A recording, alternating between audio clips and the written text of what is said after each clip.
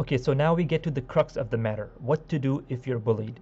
So this is where we go into the details of the action plan.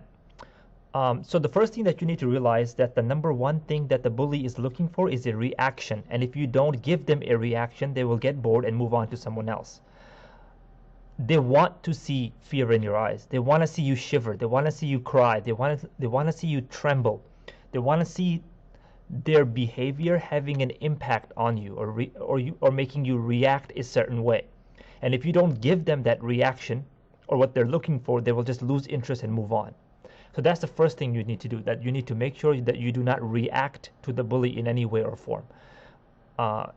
Just let it roll off you like nothing's happening and just ignore it.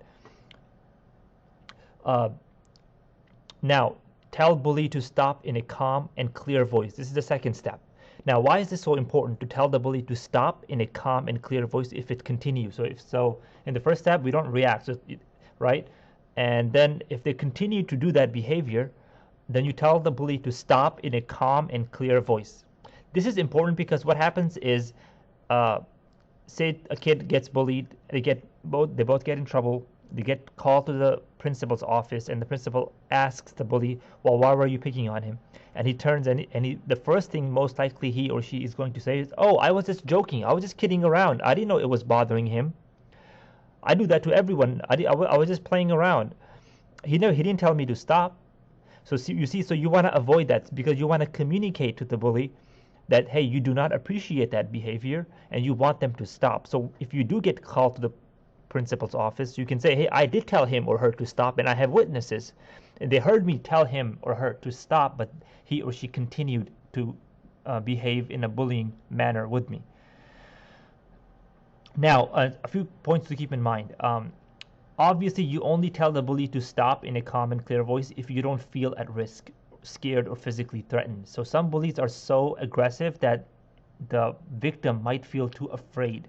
If that's the case, then obviously that's okay. Then there's something else that you do that we'll discuss later on. If you're too scared to say that, what steps to take. The second thing you need to realize about this issue is that you can also try to laugh it off.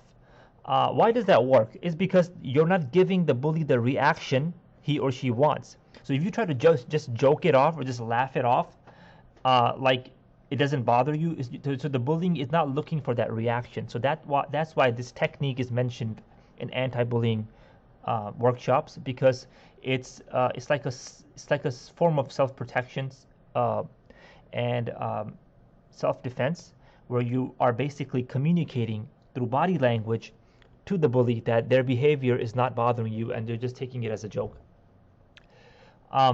It's interesting that a lot of the popular comedians, like Jon Stewart, there were a few other ones that I can't remember their name, but they were actually bullied as children, and they used comedy as a way to basically defend themselves and get out of situations, of bullying situations. So it was like a mechanism. So there are a lot of popular comedians out there who were actually bullied as children, and comedy was a way that they basically got out of bullying situations. So that's something interesting to think about. And obviously this will only work best if joking comes naturally to you and you're not like showing that, just making, and you're able to show that you're not just pretending, right? So again, that goes back to the victim, him or herself. Now, if speaking up seems too hard or not safe, then walk away and stay away. Obviously, if you feel too scared or the bully is too aggressive, even in that situation, and even the joking is not working, then just walk away. Don't say anything. Just keep away. Don't fight back. Find an adult to stop the bullying on the spot. So that's what you should do. So if the bully is too aggressive, then you have to go and find an adult, and you need to report it immediately. If bullying continues, what happens if the bullying still continues? Then you need to talk to a trusted adult. What is a trusted adult? A trusted adult is any adult that you feel secure with, that you can connect with, and most importantly, that you know will get the job done, will do something to protect you. That's the most important thing for a trusted adult. A trusted adult is someone who will actually go out of their way to help you to stop the bullying, and they will protect you. And it can be anyone. a teacher, a parent, guidance counselor, school psychologist. Sometimes it's the security guy at the school. I know of a situation where somebody was very severely bullied, and the only one that stood up for him was a security guard. So you need to find a trusted adult and make sure so they can protect you from the bully. Avoid the bully. Okay, so now these are basically basic self-defense techniques, right? Stay away from places where bullying happens. So sometimes bullies, they only hang out in certain parts of the school. They don't hang out outside of those parts. So just avoid those parts. Just go take another route. You don't need to go down that route. Just take another route. Or sometimes the bully only picks on the kid when he or she is alone. If they're with somebody else, then they won't pick on them. So in that case, then always stay near adults or other kids. You can even use a buddy system where you have a friend or someone you trust walk with you all the time, so that you are not harmed by the bully. So these are basic self-defense techniques. You know, one of the main fundamental laws of self-defense is that you avoid physical contact at any rate. So in practical self-defense, running away is not a form of cowardliness. Avoiding the bully is not a form of cowardliness. This is actually encouraged in practical self-defense classes because it is a form of self-defense. Naturally, human beings either fight or they take flight. Not just human beings, but animals as well. Either you're going to fight or you're going to take flight. So if you're not able to fight, then you need to basically remove yourself from the situation. And in most cases, victims of bullying cannot fight back. We often hear, oh, they should hit the bully, or they should just punch them once and everything will be okay. That's not okay, because for most kids, that's not even on the table. To fight back is not even an option. Sometimes the bully has so many friends who are backing him or her up that if he were to fight, he could get severely injured. So we should never give children this advice to start hitting or start getting violent.